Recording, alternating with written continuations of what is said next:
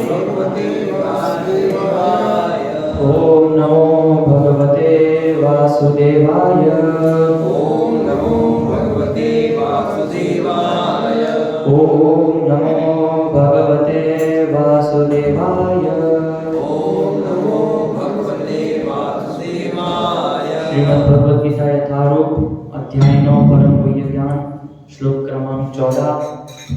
सततं कीर्तयन्तः मां यतन्तः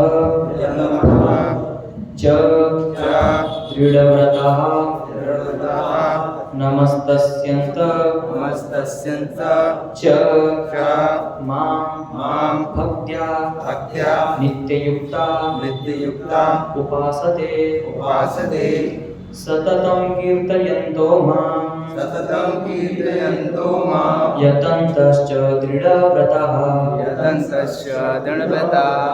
नमस्तस्यञ्च मां भक्त्या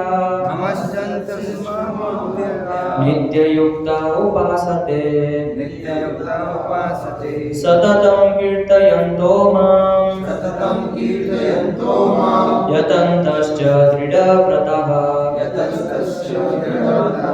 नमस्तस्यञ्च मां भक्त्या नित्ययुक्ता उपासते सततं कीर्तयन्तो मां यतन्तश्च दृढव्रताः नमस्तस्यञ्च मां भक्त्या नित्ययुक्ता उपासते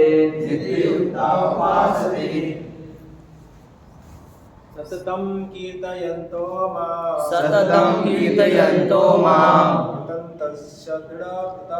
यतन्तश्च दृढव्रतः नमस्यन्तश्च मां भक्त्या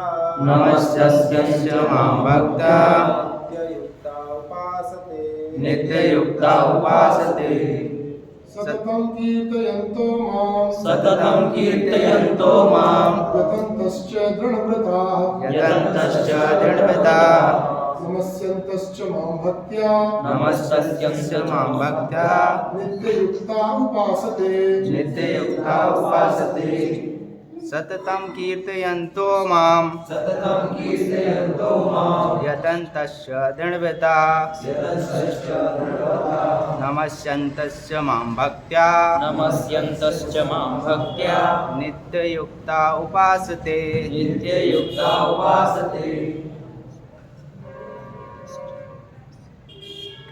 माता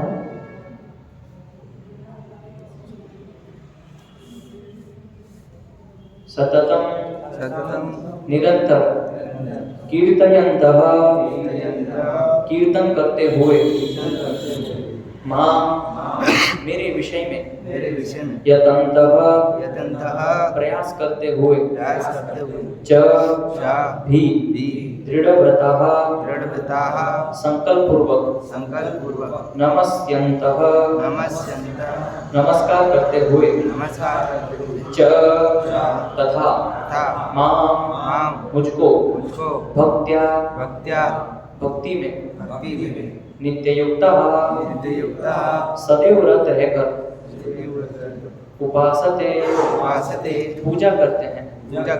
अनुवाद एवं तात्पर्य वचनामिन भक्तिवेदांत स्वामी प्रभुपाद जी के द्वारा अनुवाद। ये महात्मा मेरी महिमा का नित्य कीर्तन करते हुए दृढ़ संकल्प के साथ प्रयास करते हुए मुझे नमस्कार करते हुए भक्ति भाव से निरंतर मेरी पूजा करते हैं। तात्पर्य, सामान्य पुरुष को रबर की मुहर लगाकर महात्मा नहीं बनाया जाता। यहाँ पर उसके लक्षणों का वर्णन किया गया है। महात्मा सदैव भगवान कृष्ण के गुणों का कीर्तन करता रहता है। उसके पास कोई दूसरा कार्य नहीं रहता। वह सदैव कृष्ण के गुणगान में व्यस्त रहता है। दूसरे शब्दों में वह निर्विशेषवादी नहीं होता। जब गुणगान का प्रश्न उठे तो मनुष्य को चाहिए कि वह भगवान के पवित्र नाम, उनके नित्य रूप, उनके दिव्य गुणों तथा उनकी असामान्य लीलाओं की प्रशंसा करते हुए परमेश्वर को महिमान्वित करे। उसे इन सारी वस्तुओं को महिमान्वित करना होता है। अतः महात्मा भगवान के प्रति आसक्त रहता है। जो व्यक्ति परमेश्वर के निराकार रूप ब्रह्म ज्योति के प्रति आसक्त होता है उसे भगवत गीता में महात्मा नहीं कहा गया। उसे अगले श्लोक में अन्य प्रकार से वर्णित किया गया है। महात्मा सदैव भक्ति में विविध कार्यों में यथा विष्णु के श्रवण कीर्तन में व्यस्त रहता है।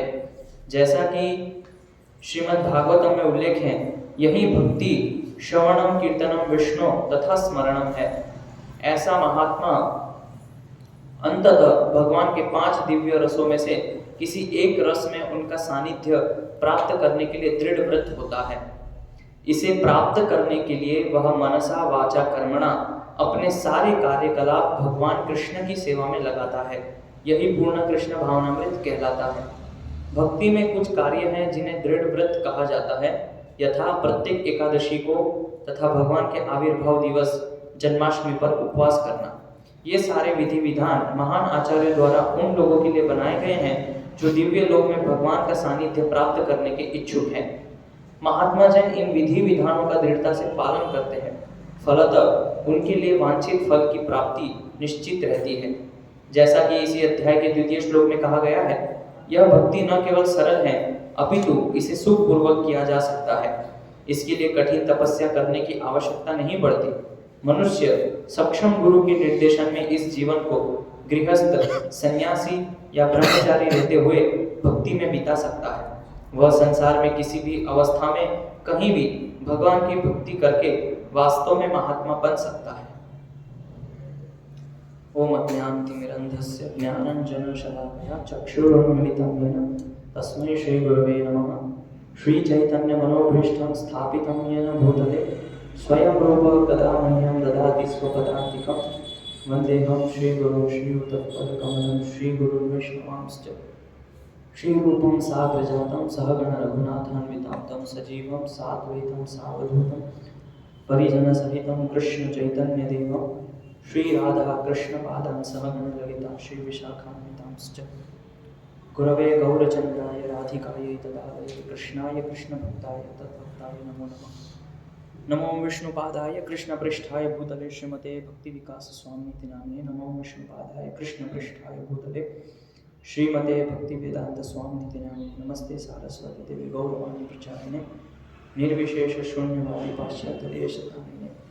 जय श्री कृष्ण चैतन्य प्रभु नित्यानंद श्री अद्वैत गदाधर शिवासादि गौर भक्त वृंद। हरे कृष्णा कृष्णा कृष्णा हरे हरे, हरे राम राम राम हरे हरे। हरे कृष्णा। तो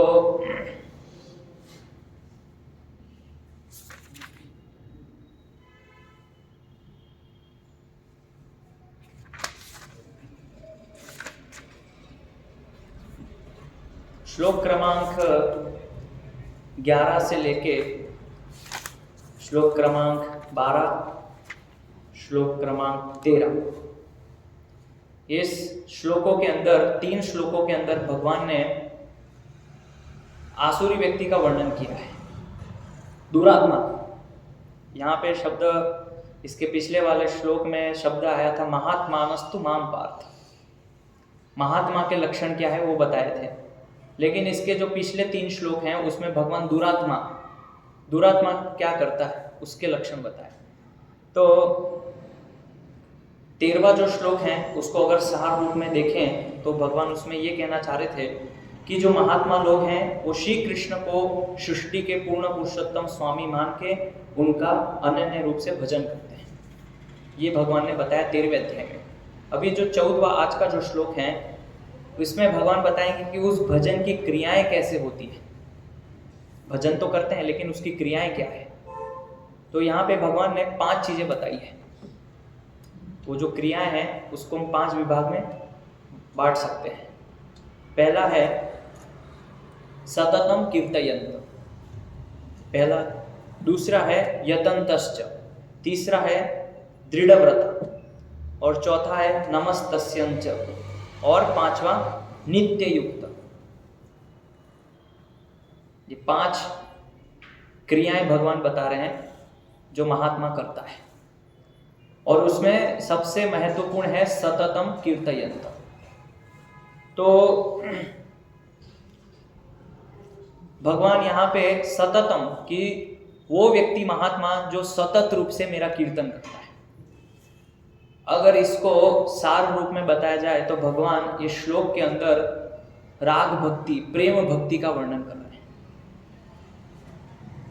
कि जो रागानुभक्ति में होते, प्रेम भक्ति में जो स्थित होते हैं, वो सतत रूप से भगवान का चिंतन करते हैं।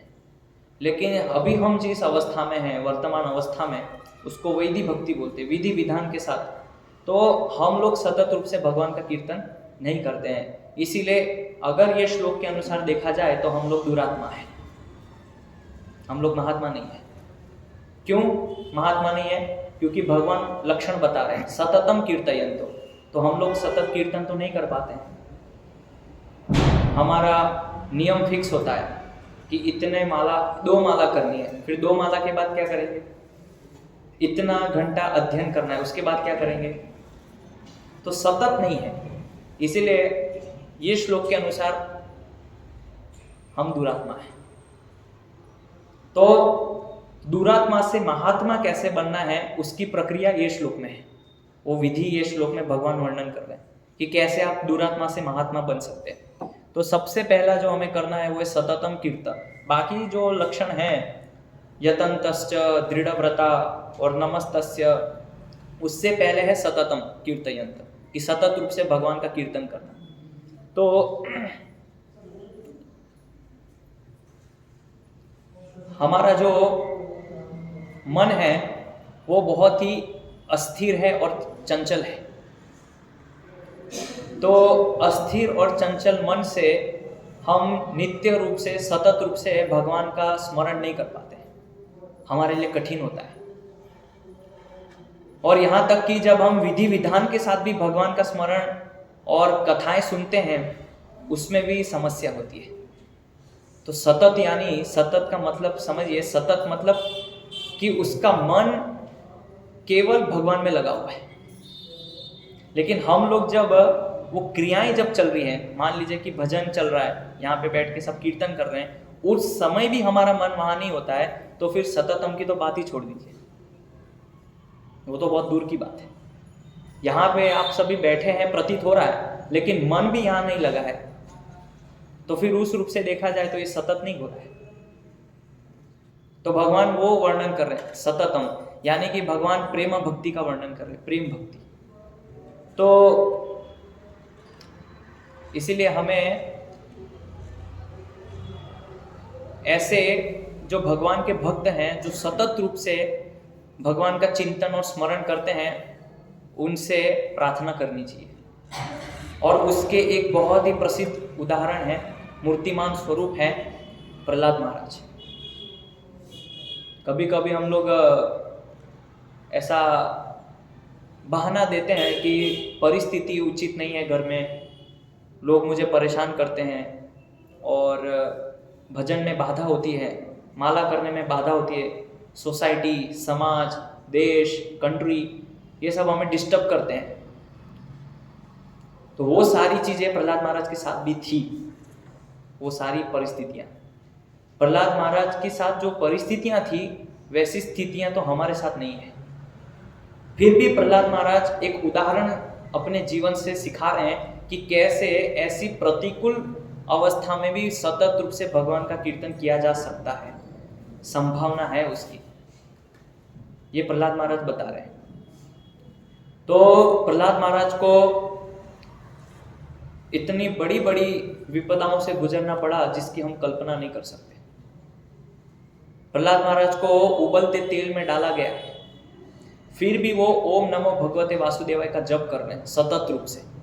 प्रहलाद महाराज को हाथी के नीचे कुचल दिया गया, फिर भी वो ओम नमो भगवते वासुदेवाय जप कर रहे हैं। प्रहलाद महाराज को सांपों के बीच में फेंका गया, प्रहलाद महाराज को पहाड़ के ऊपर से धक्का मार के फेंक दिया गया, फिर भी वो ओम नमोते भगवते वासुदेवाय का जप कर रहे हैं। इसको कहते हैं सततम कीर्तयन्तो मां, कि जो महात्मा होते हैं वो इस तरह से सतत रूप से मेरा कीर्तन करते हैं। हम लोग ये नहीं कर पाएंगे, हमारे लिए संभव भी नहीं है। इसीलिए भगवान कह रहे हैं कि प्रयास करना है। तो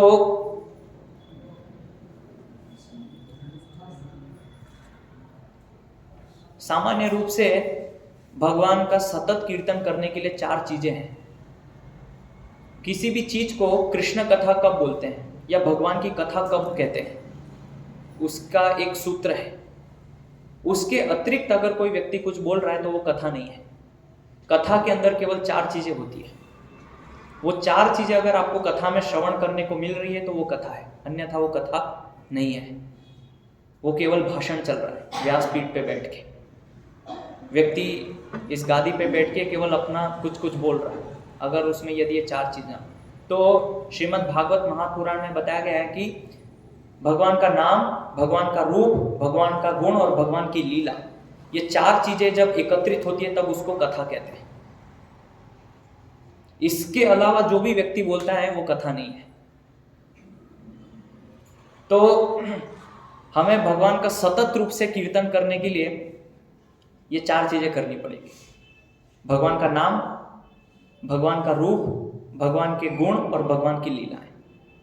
इसमें से कोई भी एक अंग आप चुन लेंगे, अच्छे से उसको पकड़ के करेंगे, तो फिर आप सततम कीर्तयन्तो माम कर पाएंगे। जैसे सततम कीर्तयन्तो माम का अगर देखें तो शुद्ध हिंदी में बोलेंगे सदा और सर्वदा। किसी भी अवस्था में, कोई भी जगह पे, कोई भी परिस्थिति में, कहीं पे भी हम भगवान का नाम लें।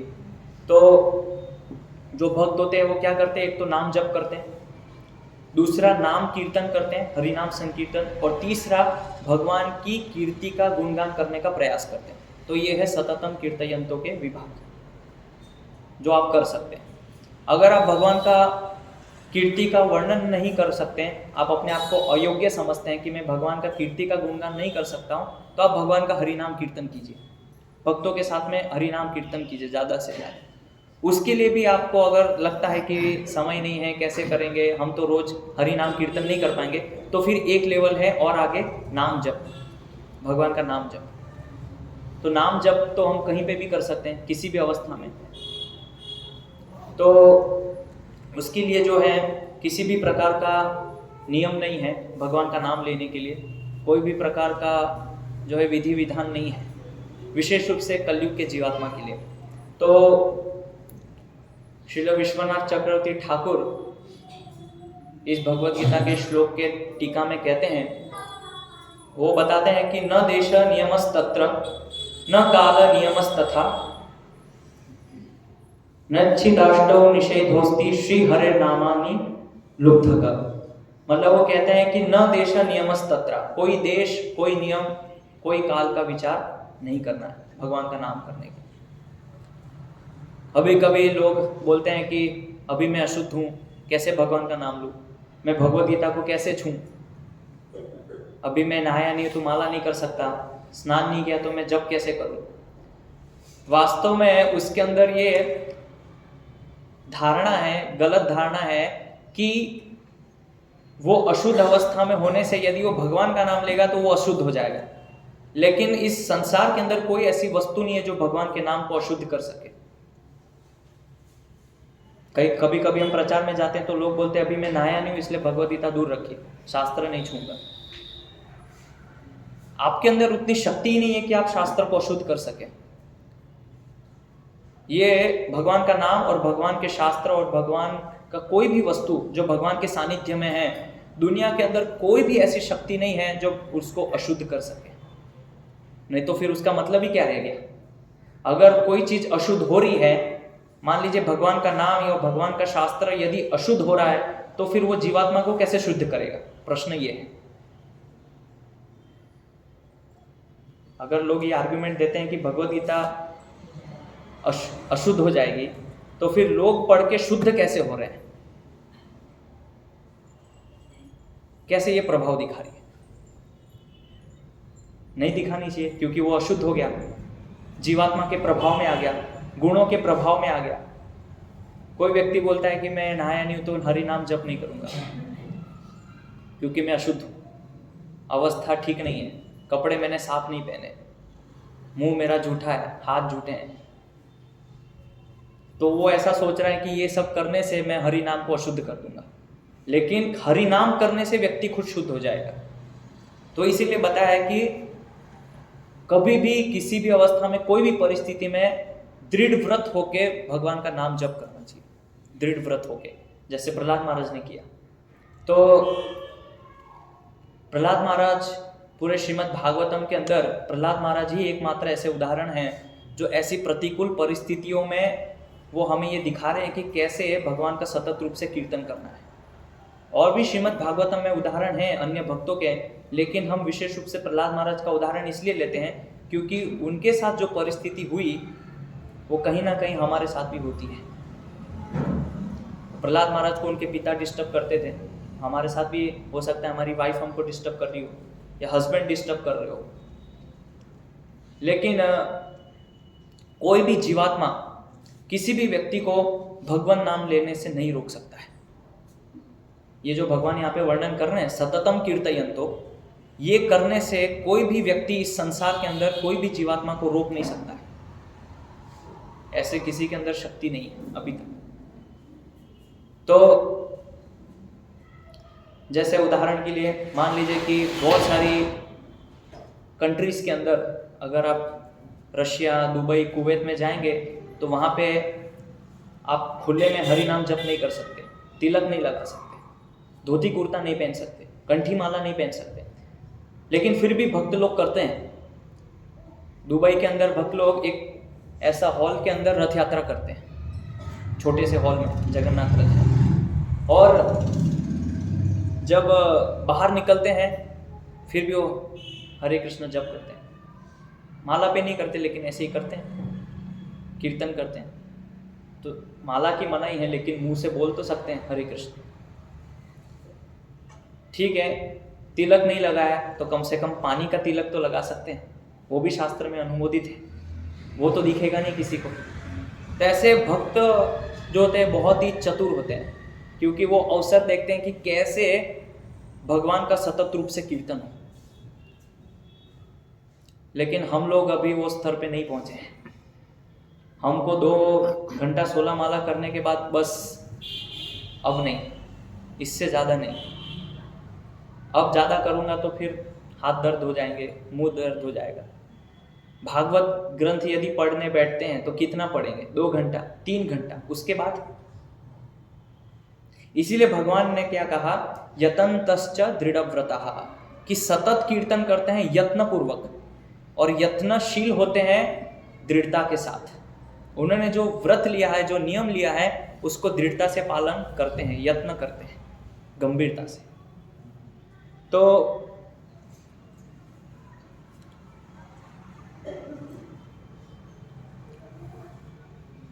वृंदावन के जो 6 गोस्वामी हैं वो उनके जीवंत उदाहरण से हम देख सकते हैं और श्रील प्रभुपाद जी के उदाहरण से हम देख सकते हैं कि कैसे उन्होंने हम उनके जीवन से दिखाया कि सतत रूप से कैसे हम भगवान के संपर्क में रह सकते हैं।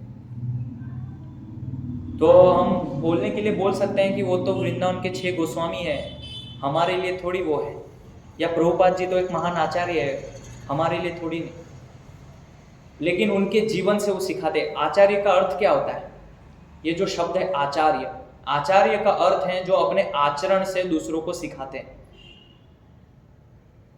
इसका अर्थ है आचार्य। सम्यक रूपेण आचरति इति आचार्य, ये परिभाषा है। जो सम्यक रूप से शास्त्र के अनुसार आचरण करता है और सबको सिखाता है। तो यही सब हमने सिखा रहे हैं। जीव गोस्वामी, प्रभुपाद जी के गुरु भक्ति सिद्धांत महाराज कैसे सतत रूप से वो प्रयास कर रहे हैं भगवान की सेवा करने का। या तो वो कीर्तन कर रहे हैं, या भगवान की कीर्ति का वर्णन करने में लगे हुए हैं, या हरिनाम संकीर्तन कर रहे हैं। बस यही कार्य है। तो ये जो सब अलग अलग भगवान की सेवाएं हैं वो सब इसी में आता है, सततम कीर्तयन्। भगवान के मंदिर में झाड़ू लगाना, भगवान के मंदिर में अलग अलग जो सेवाएं वो करना, वो भी सततम कीर्तयन् तो है। आप कहेंगे वो कैसे सततम कीर्तयन् तो है? वो सततम कीर्तयन् तो इसलिए है कि जब हम भगवान की सेवा करते हैं तो ये भावना से करते हैं, इस चिंतन से करते हैं कि ये भगवान का मंदिर है, और मैं भगवान का दास हूँ, इसलिए दास होने के नाते मेरा कर्तव्य है कि भगवान की सेवा करना। और साथ साथ वो कीर्तन करता है, वो सेवा के साथ साथ। इसीलिए कोई भी सेवा जो है, किसी भी सेवा में आप सततम कीर्तयन्तो, ये जो सूत्र हैं वो लगा सकते हैं। कोई व्यक्ति ये बहाना नहीं निकाल सकता कि नहीं संभव नहीं है, कैसे होगा, ये सेवा में तो संभव नहीं है। कोई भी सेवा में हम सततम कीर्तयन्तो कर सकते हैं, लेकिन समस्या ये है कि जब हम सेवा करते हैं उस समय हम प्रजल्प ज़्यादा करते हैं, भगवान की कथा श्रवण नहीं करते हैं।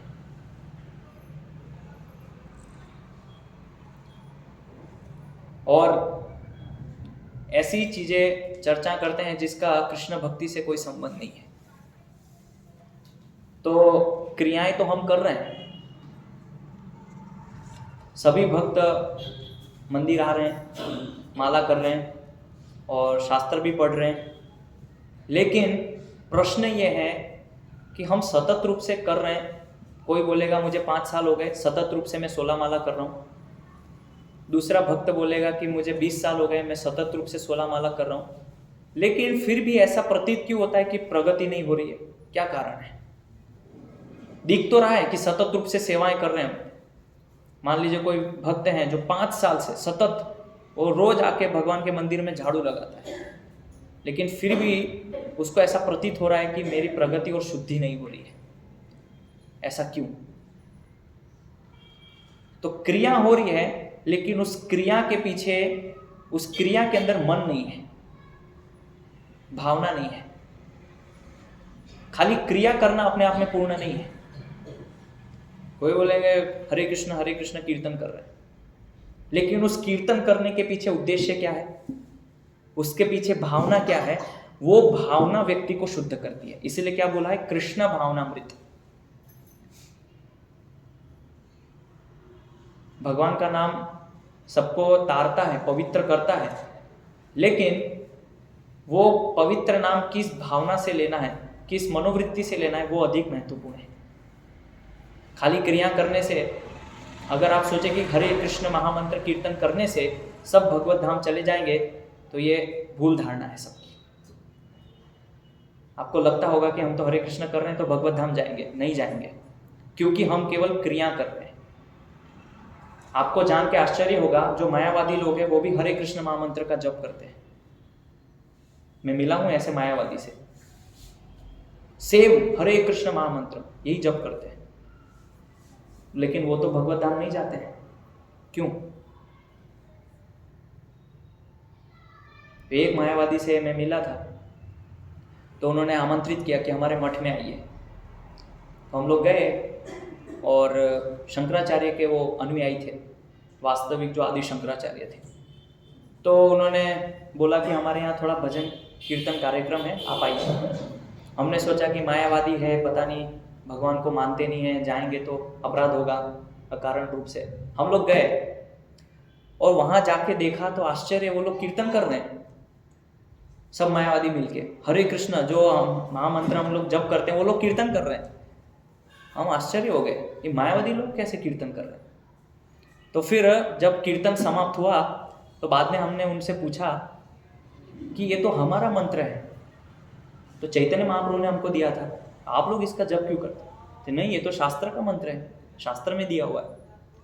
तो फिर हमने उनसे पूछा कि आप ये हरे कृष्ण महामंत्र जप क्यों करते हैं? तो उन्होंने एक श्लोक बोला। क्या बोला? हरेर नाम एव केवलम कलौ नास्तेव नास्तेव नास्तेव गतिरन्यथा। मैं बोला ये भी श्लोक हमारा है, हमारे आचार्यों ने दिया है, ये श्लोक आप क्यों बोल रहे हैं? फिर जब उसका अनुवाद सुना तब मुझे समझ में आया कि ये मायावादी है। तो उन्होंने अनुवाद में ऐसा किया, इस कलयुग के अंदर केवल और केवल हरे कृष्ण महामंत्र के द्वारा ही हम उस निराकार ब्रह्म ज्योति में लीन हो सकते हैं, और कोई उपाय नहीं। पूरा अनुवाद ही चेंज कर दिया। अगर वो ब्रह्म ज्योति निराकार में लीन होना है तो आपको कलयुग में केवल ये हरे कृष्ण महामंत्र ही जप करना है।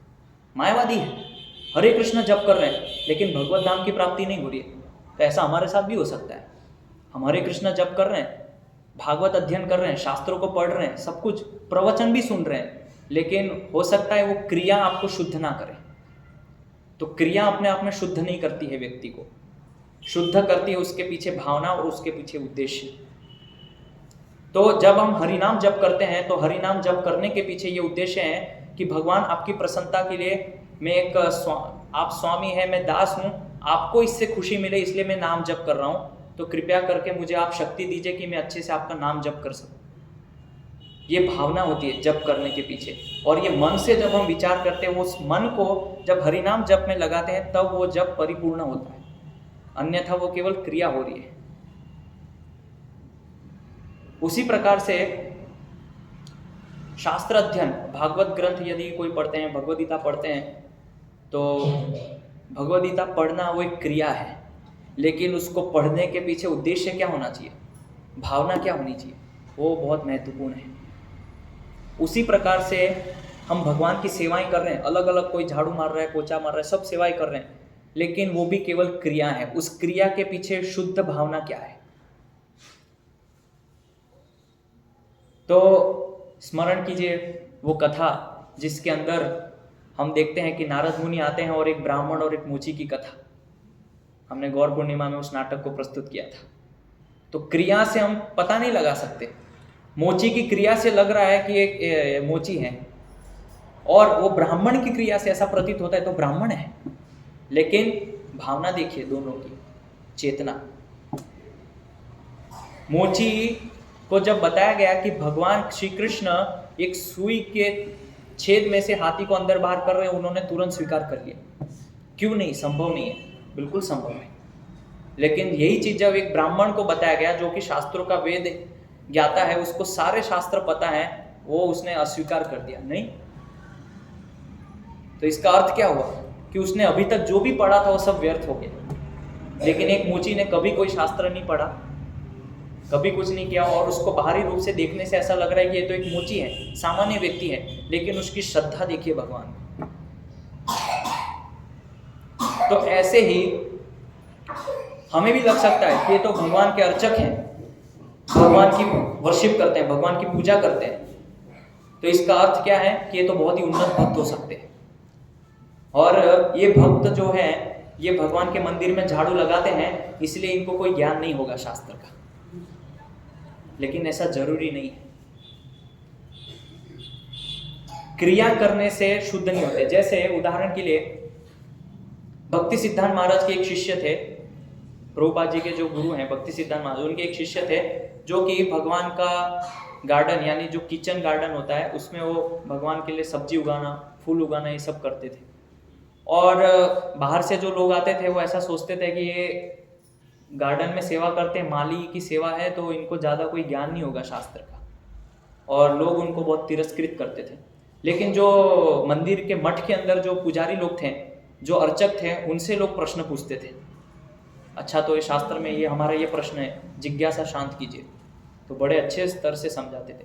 तो एक बार क्या हुआ कि भक्ति सिद्धांत महाराज के पास एक बहुत बड़े व्यक्ति आए और वो अपनी चिट्ठी में कुछ प्रश्न लिख के आए कि मेरे ये प्रश्न है, आप उसका उत्तर दीजिए। तो भक्ति सिद्धांत महाराज ने बोला, ये प्रश्न, वो तो मेरा जो शिष्य है जो गार्डन में, वो आपको उत्तर दे देगा उसके। तो वो व्यक्ति बोला, ऐसे कैसे, वो तो गार्डन में सेवा करते हैं, कभी क्लास में बैठते नहीं है, हमेशा वो किचन गार्डन के अंदर पानी देते रहते हैं, सब वहीं सेवा करते रहते दिन भर, तो उनको कोई ज्ञान होगा? बोले नहीं, आप उधर ही जाइए। और जब वो व्यक्ति वहाँ गए और वो भक्त से जब उन्होंने चर्चा की, इतना अद्भुत उन्होंने उत्तर दिया उस भक्त को, उस व्यक्ति को, तो फिर वो व्यक्ति बोला कि अगर इस शिष्य के अंदर इतनी योग्यता है तो इनके गुरु कितने महान होंगे। उन्होंने क्रिया से जज कर लिया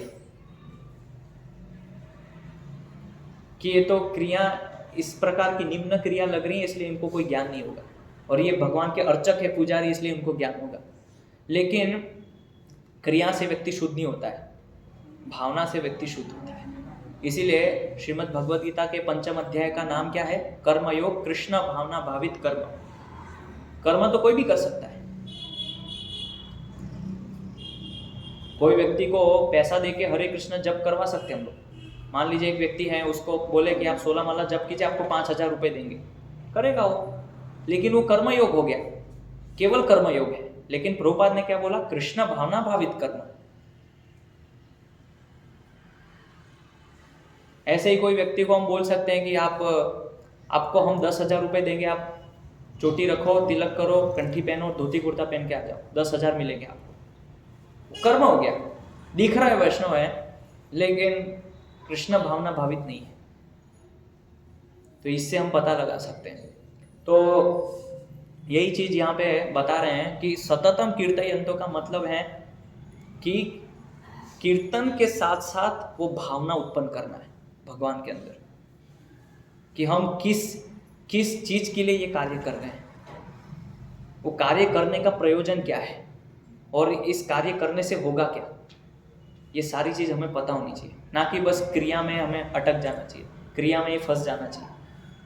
तो क्रिया एक स्तर पे शुद्ध करती है, लेकिन जीवात्मा को पूर्ण रूप से शुद्ध नहीं करती है जब तक कि उसके अंदर भावना ना हो। हर एक कार्य, हर एक क्रिया, कोई व्यक्ति भगवान का मान लीजिए अर्चक है, तो एक घटना आती है, भक्ति विनोद ठाकुर एक बार एक गांव में जाते हैं और जब वहाँ से वो गुजर रहे होते हैं तो उस मंदिर के अंदर एक पुजारी होता है जो ब्रह्म राक्षस बन जाता है।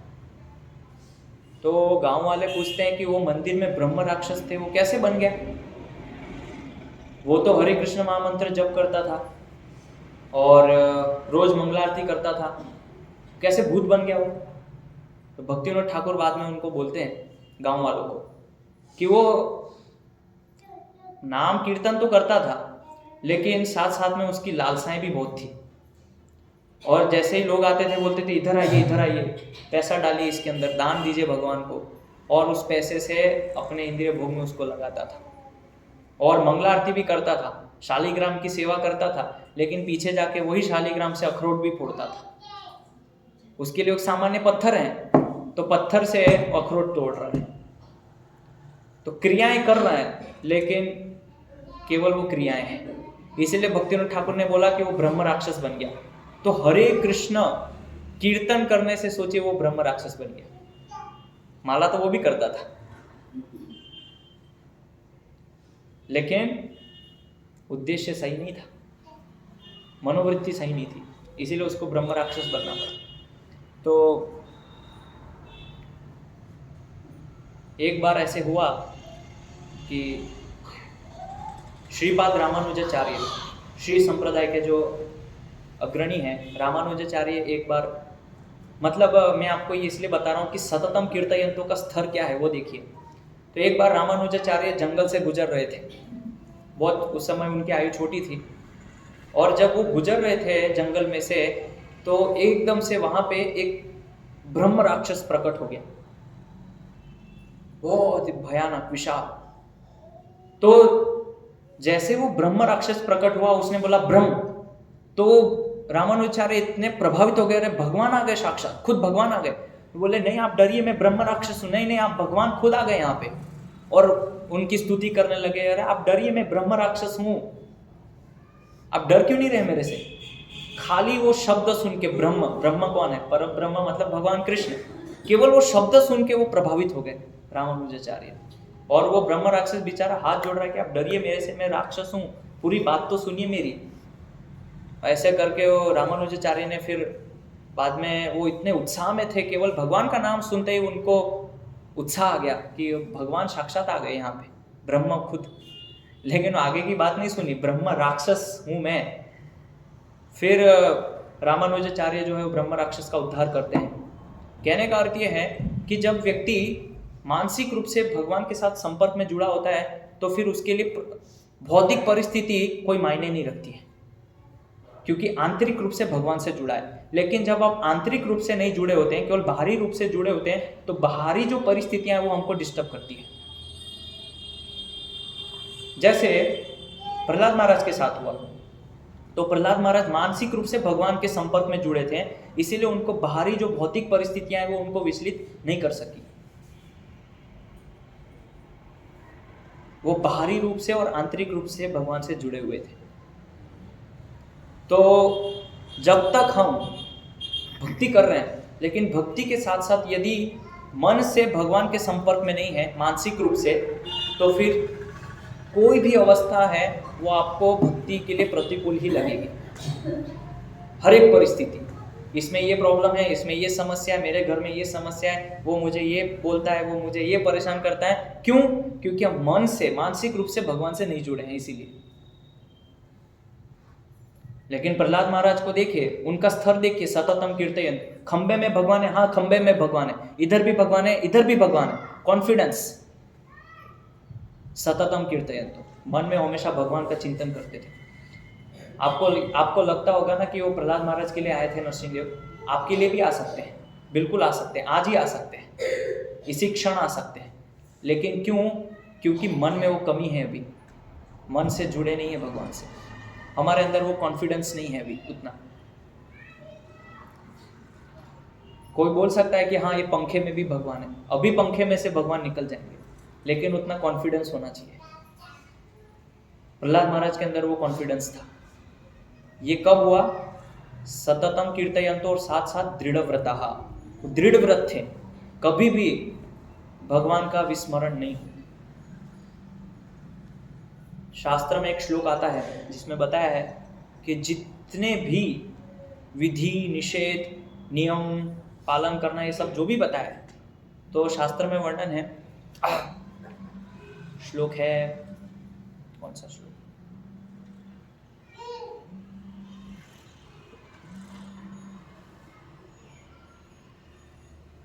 उसमें बताया है कि जो हम भगवान के नियम पालन करते हैं, सुबह उठते हैं, स्नान करते हैं और भगवान की मंगला आरती करते हैं, स्वच्छ वस्त्र पहनते हैं, ये जो भी क्रियाएं करते हैं नित्य रूप से, जो भी विधि निषेध का पालन करते हैं, ये वास्तव में ये बताने के लिए है कि हम, इसका जो सार है वो यही है कि हम भगवान के दास हैं। एतयोरेव किंकरः, यह उसका आखिरी लाइन है, एतयोरेव किंकरः, कि हम, मैं आपका किंकर दास हूँ बस। तो ये दृढ़ व्रत होना, भजन के अंदर दृढ़ होना बहुत ही कठिन है। रघुनाथ दास गोस्वामी दिन के अंदर रोज भक्तों को 1000 बार दंडवत प्रणाम करते थे, और बूढ़े होने के बाद भी उन्होंने उस नियम को नहीं तोड़ा। सुखदेव गोस्वामी ने दृढ़ व्रत लिया था कि जब तक जो गृहस्थ लोग हैं गाय को दोहेंगे, उसी समय तक वो रहेंगे अवेलेबल, और दूध पीने के बाद चले जाएंगे, उससे ज़्यादा वो संग नहीं करेंगे किसी, ये उनका दृढ़ नियम था।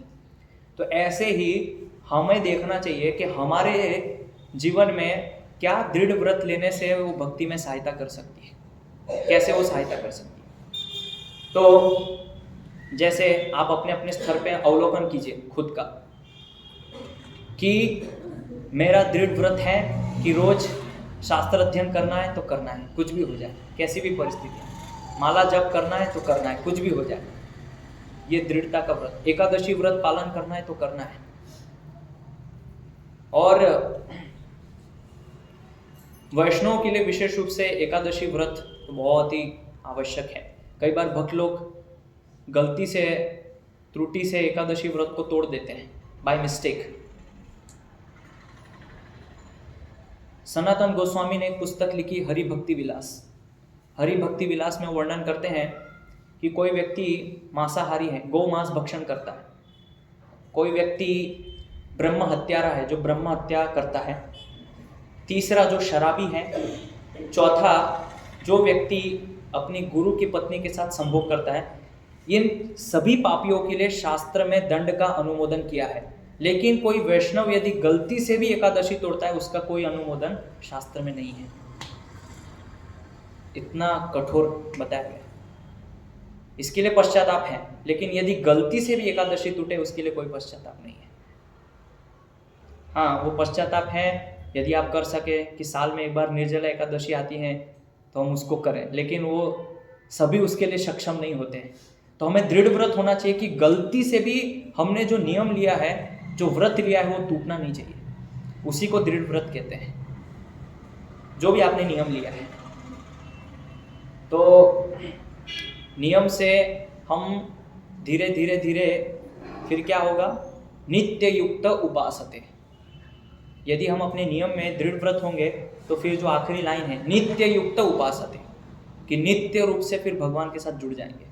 लेकिन उसके पहले सततम कीर्तयन्तो, और दृढ़ व्रत जो आपने दृढ़ता के साथ व्रत लिया है उसको यत्न के साथ पालन करना, तब फिर नित्य युक्त उपासते। तो भगवान यही बताना चाह रहे अर्जुन को कि आप के अंदर ये कोई दुरात्मा के लक्षण नहीं है। ये जो भगवान ने 11वें 12वें और 13वें श्लोक में बताया है, आपके अंदर ये लक्षण नहीं है। लेकिन मैं चाहता हूं कि आप युद्ध करें और युद्ध करने के साथ साथ मेरा स्मरण करें, सततम कीर्तयन्तो। तो फिर क्या होगा, नित्य युक्त उपासते, आप मेरे से जुड़ जाएंगे। इसीलिए भगवान ने बोला कि भक्ति भाव से। तो भगवान युद्ध करना बता रहे हैं भक्ति भाव से, अर्जुन को ये बताना चाह रहे हैं। तो ये जो तात्पर्य है, इस तात्पर्य के आखिरी लाइन में श्रील प्रभुपाद जी ने सार बता दिया है। वो सार जो लोग कई बार प्रश्न करते हैं ना कि मेरे साथ ऐसी परिस्थिति बनी, मैं ये नहीं कर पाया, भक्ति में ये समस्या आ गई, उसका सार प्रभुपाद जी बता रहे हैं आखिरी लाइन। वह संसार में किसी भी अवस्था में कहीं भी भगवान की भक्ति करके वास्तव में महात्मा बन सकता है, किसी भी अवस्था में और कहीं भी, इन एनी सिचुएशन। कैसी प्रतिकूल से प्रतिकूल परिस्थिति क्यों ना हो, वो महात्मा बन सकता है। तो महात्मा बनने के लिए हमें पहले सिचुएशन नहीं चाहिए कि पहले ये ठीक हो जाए, पहले ये ठीक हो जाए, ये सब ठीक हो जाएगा तो फिर मैं महात्मा बनूंगा। महात्मा कहीं पे भी बना जा सकता है, यदि बनना हो तो, यदि अंदर इच्छा हो तो। लेकिन दृढ़ता होनी चाहिए उसके लिए हमारे अंदर। और विशेष रूप से जो वैष्णव है उनको तो नियम का बहुत पक्का होना चाहिए, नियम में कोई ढिलाई नहीं होनी चाहिए। कभी कभी हम लोग सिद्धांत में समझौता कर देते हैं, नियम में समझौता कर देते हैं, लेकिन कभी भी जो हमने व्रत लिया है उसको समझौता नहीं करना चाहिए। नहीं तो फिर उससे क्या होगा, हम सततम कीर्तन तो नहीं कर पाएंगे और फिर हमारे साथ ऐसी परिस्थितियां बनेगी, फिर हमारा भक्ति में मन नहीं लगेगा, माला में मन नहीं लगेगा। हम चाहते हैं भगवान का कीर्तन हो सतत रूप से, लेकिन मन साथ नहीं दे रहा है। क्यों? इसका एक मुख्य कारण है कि हम जो व्रत लिया है दृढ़ता के साथ पालन नहीं करते हैं और उसके साथ समझौता करते हैं। यदि समझौता करेंगे तो फिर महात्मा नहीं बन पाएंगे। तो हरिदास ठाकुर नामाचार्य की उपाधि उनको क्यों दी गई? क्योंकि उन्होंने व्रत लिया था कि प्रतिदिन 3 लाख नाम जप करना है, कुछ भी हो जाए। 22 घंटे हरि नाम जप करना उनका वो व्रत था। और चैतन्य महाप्रभु ने उनको बोला कि आप जो हैं अभी हरि नाम जप छोड़ दीजिए, आप वृद्ध हो गए, थोड़ा कम कर दीजिए, अभी आप बहुत ही वृद्ध हो गए। तो हरिदास ठाकुर चैतन्य महाप्रभु को बोलते हैं कि अगर मैं ये हरि नाम जप अभी छोड़ दूंगा तो फिर मैं मरते समय में भगवान का स्मरण कैसे कर पाऊंगा? मैंने जो व्रत लिया है वो तो पूरा करना पड़ेगा। और आखिरी दम तक वो माला करते रहते हैं, कभी नियम छोड़ते नहीं है। 22 घंटा हरि नाम जप और उसके साथ साथ प्रचार भी करते थे, बाकी के जो 2 घंटे हैं। तो ये हरिदास ठाकुर ऐसे, मतलब कहने का अर्थ ये है कि ये लोग हमें सिखाते हैं, आचार्य लोग। हम लोग को हम देखते हैं कि जब हम यत्न नहीं करते हैं, प्रयत्न नहीं करते हैं अपने आप को आगे बढ़ाने के लिए, तो फिर हमें छोटी सी छोटी सेवा भी बहुत बड़ी लगती है। अगर हम कोई छोटा सा छोटा कार्य भी करते हैं तो ऐसा लगता है थकान हो गई, बहुत थक गए हम लोग, अभी बहुत परिश्रम हो गया। क्यों ऐसा लगता है? हम देखते हैं श्रील प्रभुपाद जी तो एक दिन में 5 जगह प्रवचन कर रहे हैं। सुबह उठे, मंगला आरती की, तुरंत फ्लाइट पकड़ के लंदन गए, उधर प्रवचन किया, फ्लाइट पकड़ के फिर दूसरी जगह गए, वहाँ उन्होंने प्रवचन किया, 1 घंटा 2 घंटा रुके, फिर फ्लाइट पकड़ के कहीं और जा रहे हैं, फिर कार में ट्रैवल कर रहे हैं, और इस प्रकार से सतत रूप से लगे हुए। उनको तो थकान नहीं हो रही, हमको क्यों भक्ति में थकान लगती है? और ये जो सततम कीर्तयंतो है, ये हमें कौन करवा सकता है? भक्तों के संग में। सततम कीर्तयंतो जो है वो भक्तों के संग में ही संभव है। क्यों? क्योंकि मेरा अनुभव है कि जब हम अकेले होते हैं तो हमारे पास समय होता है, लेकिन उस समय को हम दुरुपयोग कर देते हैं। एक इंग्लिश में कहावत है, उसका मैं हिंदी में अनुवाद करता हूँ कि हमारे पास समय जो है वो वास्तव में घंटों में बर्बाद नहीं होता है, मिनटों में बर्बाद होता है। और उस मिनटों में बर्बाद होने की वजह से हमारे कई घंटे वेस्ट हो जाते हैं। ये कहावत है। इसलिए हमारी एक एक मिनट बहुत इंपॉर्टेंट है। जैसे फॉर एग्जांपल, कभी कभी हम लोग घर में ऐसे ही बैठे होते हैं और कोई आके क्या कर रहे हैं, बस बैठे हुए हम ऐसे, 5 मिनट वेस्ट हो गई आपकी। उसी प्रकार से आप पूरे दिनचर्या के अंदर आप देखेंगे कि आपकी कितनी मिनट वेस्ट हो रही हैं, तो आपको पता चलेगा कि आपके बहुत सारे घंटे वेस्ट हो रहे हैं जो आपको पता ही नहीं लग रहा है। क्योंकि घंटा तो बहुत लंबा समय है ना, इसलिए हमें पता नहीं चलता है, लेकिन मिनट जो है वो बहुत जल्दी कटती है, तुरंत। 60 सेकंड मतलब 1 मिनट। तो भगवद गीता का एक श्लोक याद करने में अगर हम देखें तो केवल 5 से 10 मिनट लगते हैं। अगर आप आपके दिनचर्या में एक मिनट भी निकालेंगे तो दिन में आपको देखेंगे 5 मिनट आराम से मिल जाएगा। कभी कभी लोग बोलते हैं ना, पढ़ने का समय कहाँ है, तो वो लोग क्या सोचते हैं, अरे कहाँ, वो लोग टाइमिंग जमाते हैं, 8 से 9 में मेरा ये रहता है, 9 से 10 मेरा। अरे भाई, आप मिनटों में पहले टाइम निकालो, घंटे में क्यों जा रहे हैं? 1 मिनट के लिए आपने फोन निकाला था कॉल करने के लिए, लेकिन आपको पता नहीं है कि 10 मिनट आपने व्हाट्सएप में वेस्ट कर दी। तो फिर कैसे सततम कीर्तयंत होगा? हमारे भक्तों के साथ भी ऐसा हो सकता है कि हम गए थे किसी भक्त को फोन करने, लेकिन पता चला 15-20 मिनट कहीं और वेस्ट हो गई उस मोबाइल के अंदर, जिसको हम कहीं दूसरी जगह लगा सकते थे। या मान लीजिए भगवान का श्लोक याद करने में, करताल सीखने में, ऐसी बहुत सारी भक्ति के अंदर क्रियाएं हैं जिसमें हम उस मिनटों को लगा सकते हैं। लेकिन हम जब भी हमें कोई कार्य करना होता है तो हम क्या घंटों पे जाते हैं। कहाँ से समय निकालो? 9 से 12 तो मेरा ऑफिस का टाइम है, फिर 12 से 1 में ये करता हूँ, 2 से 3 में ये करता हूँ। लेकिन आप खुद अवलोकन कीजिए कि आप कितने मिनट वेस्ट कर रहे हैं आपकी लाइफ में, तो फिर आपको समय मिलेगा और जितना आप अभी कर रहे हैं उससे ज़्यादा कर पाएंगे। हमारे एक गृहस्थ भक्त हैं, बहुत ही बड़े बिजनेसमैन हैं सूरत के अंदर, और बहुत बड़ा व्यापार है उनका कपड़ों का। पूरा दिन भर व्यस्त रहते हैं और उन्होंने श्रीमद् भागवतम जो सेठ प्रभुपाद जी ने दिया है उसके अंदर 18 पुस्तक हैं। उन्होंने व्यापार के अंदर श्रीमद् भागवतम को 10 बार पढ़ लिया और अभी वो 11वीं बार श्रीमद् भागवतम पढ़ रहे हैं व्यापार करते करते। तो मैंने वो प्रभु जी से पूछा कि आप कैसे करते हैं? तो उन्होंने मुझे एक आइडिया दिया कि जैसे हम लोग जब भी बाहर जाते हैं तो सबसे पहले एक चीज ये लिया कि नहीं, इसको जेब में डालना है, पहली चीज। जब भी हम बाहर जाते हैं पहले मोबाइल छूट गया, अगर छूट भी जाता है तो वापस घर जाते हैं, मेरा फोन रह गया। तो प्रभु जी ने मुझे बोला कि जैसे ही मैं जब घर से बाहर निकलता हूँ मेरा एक बैग रेडी होता है, उसके अंदर एक भागवतम, नोटबुक और कॉपी रहता है, पेन रहता है। फॉर एग्जाम्पल, मान लीजिए कि वो गाड़ी में जा रहे हैं, शॉप पे जा रहे हैं, घर से निकले और पता लगा गाड़ी का टायर पंचर हो गया। अब क्या करेंगे? भागवतम पढ़ेंगे, 2 श्लोक पढ़ेंगे। उसी प्रकार से वो जाते हैं व्यापार में, देख रहे हैं कि कोई कस्टमर नहीं आया, तुरंत भागवतम खोल के पढ़ना चालू। ऐसे करके उन्होंने 10 बार श्रीमद् भागवतम पढ़ लिया। लेकिन हमको एक बार भी बड़ा टफ लग रहा है,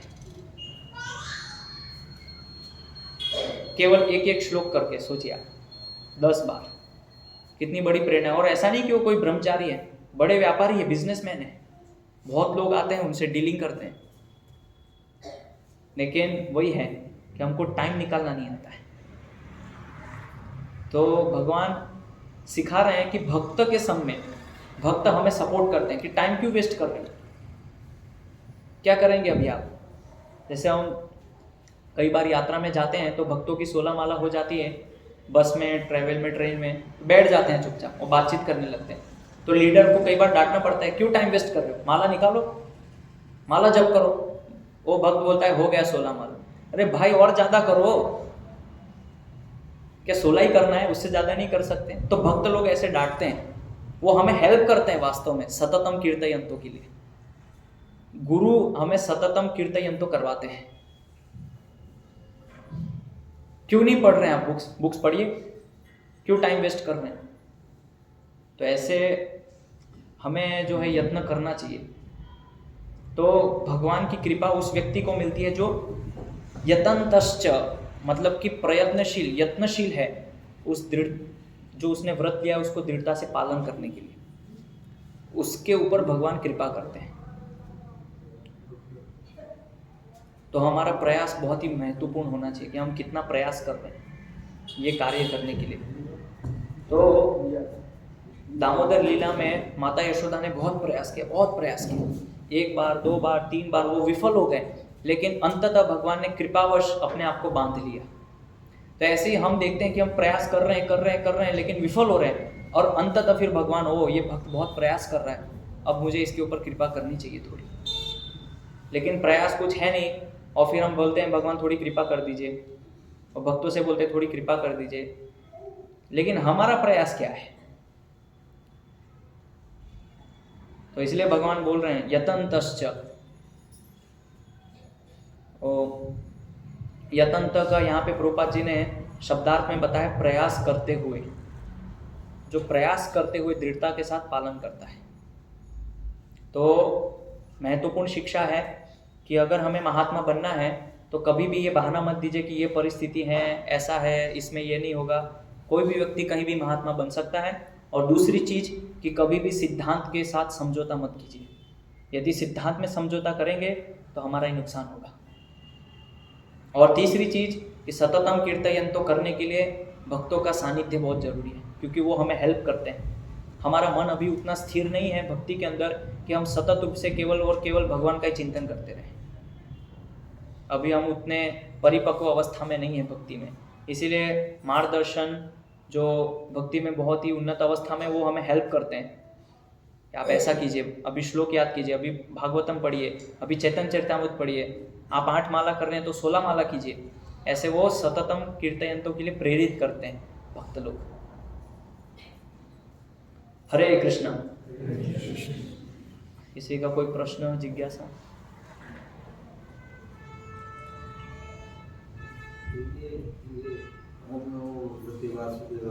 और हरे कृष्ण ये लगभग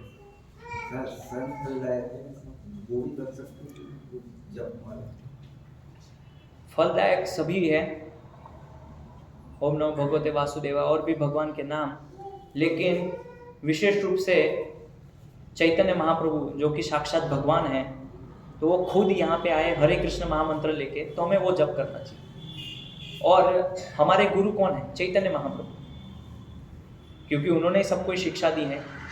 और ध्रुव महाराज और प्रहलाद महाराज ये जप करते थे क्योंकि उनके गुरु नारद मुनि थे। तो ध्रुव महाराज को भी नारद मुनि ने यही मंत्र दिया था, ओम नमो भगवते वासुदेवाय।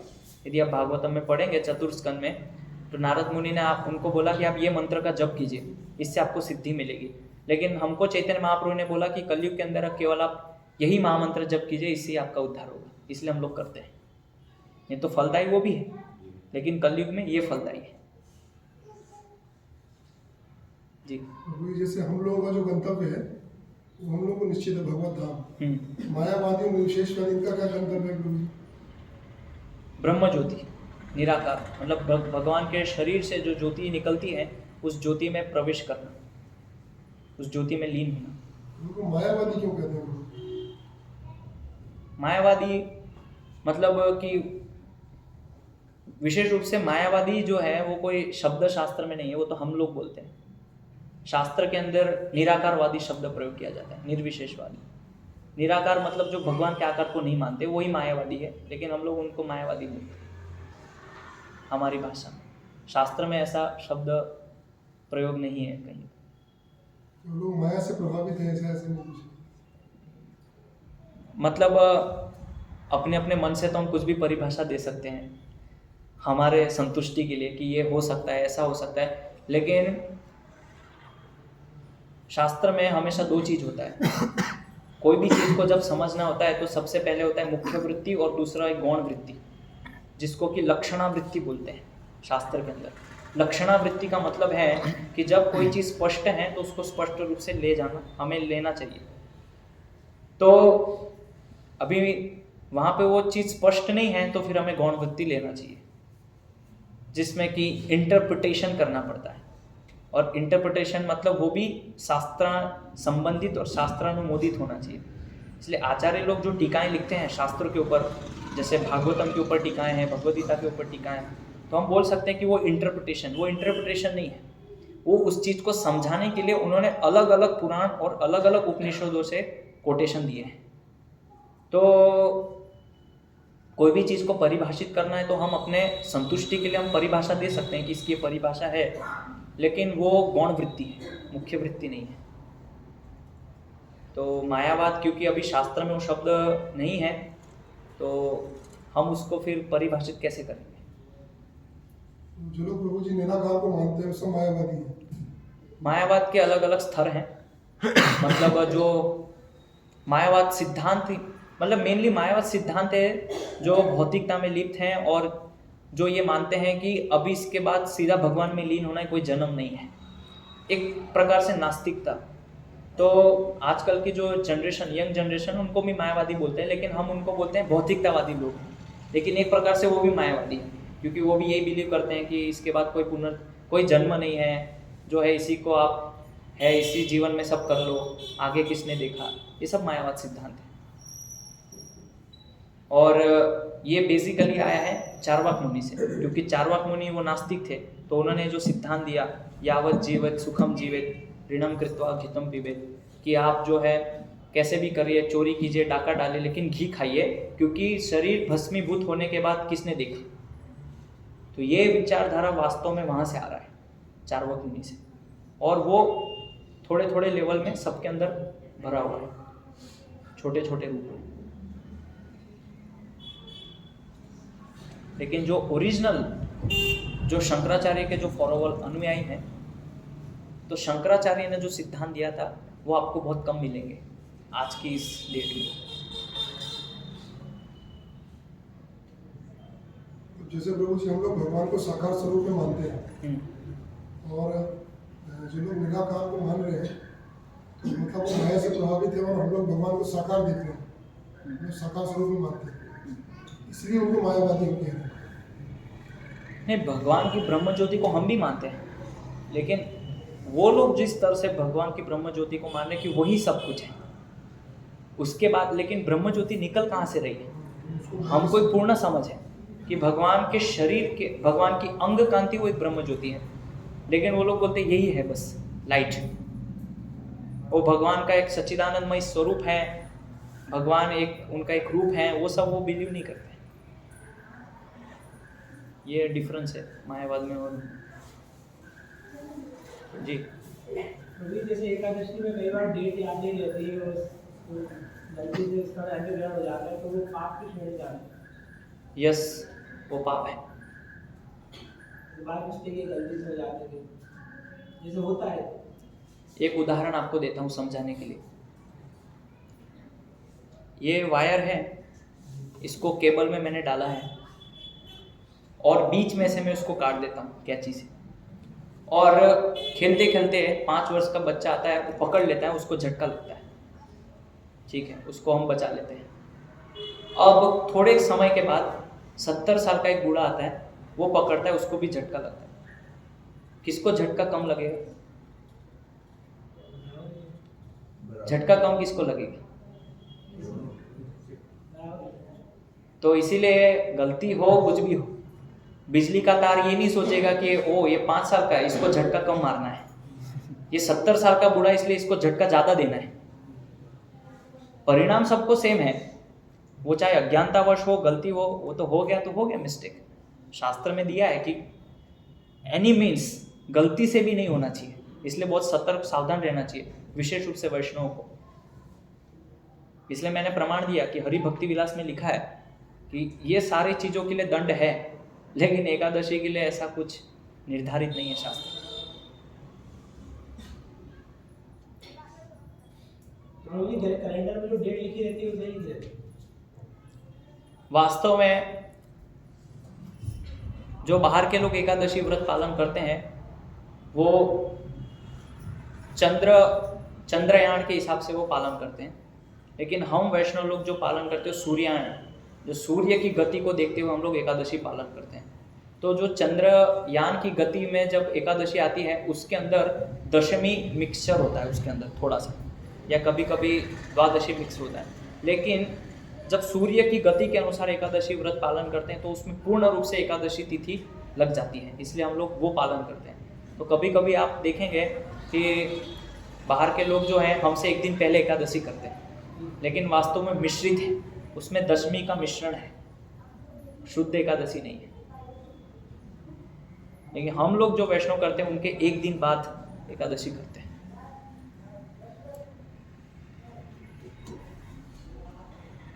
याद कैसे रखेंगे? कैलेंडर पे देख के रखेंगे, कैसे पता चलेगा? तो हमारे ग्रुप में आप जुड़िए, आपको मैसेज भेजेंगे, आपका नंबर दे सकते हैं ग्रुप में, तो हम भेजते ही हैं मैसेज कि आज एकादशी है, अभी सोमवार को एकादशी है, कल ही एकादशी है। कल बता दिया मैंने आपको, कल ही एकादशी है।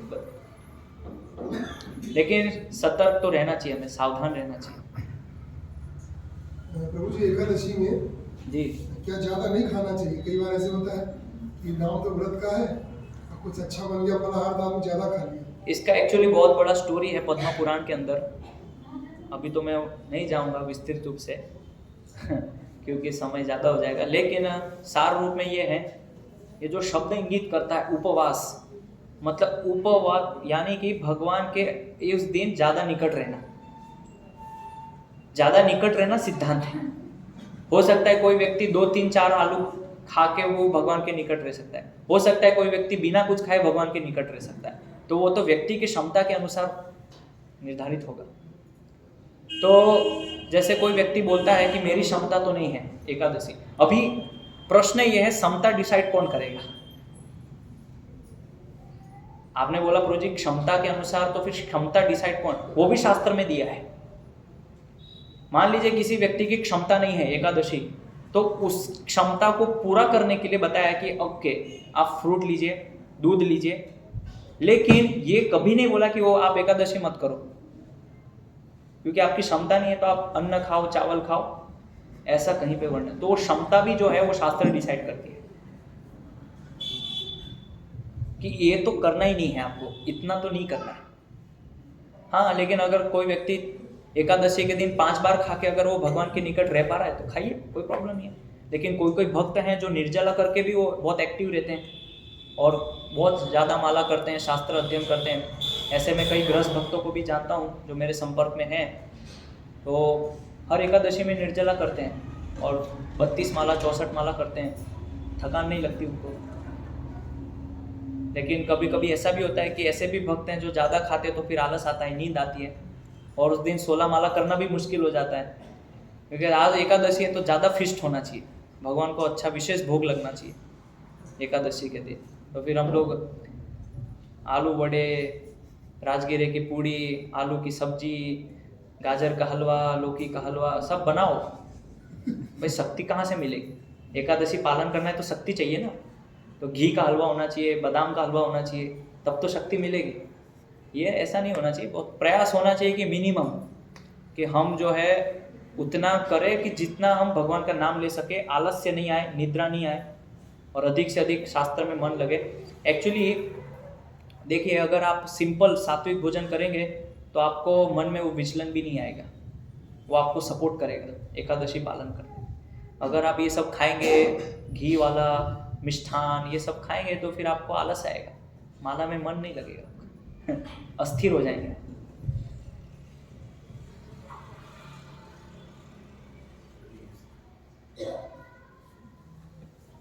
है ऐसे कोई भक्त दृढ़ व्रत लेना चाहते हैं कल से निर्जला एकादशी? अभी नहीं है। दृढ़ व्रत यतन्तश्च दृढ़, भगवान आपके प्रयास को देखेंगे और फिर आपके ऊपर कृपा करेंगे।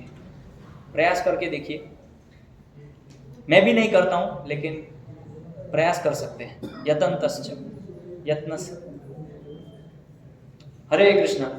श्रीमद् भगवद गीता की जय। श्रील प्रभुपाद की जय। निताय गौर प्रेमानंदे। हरि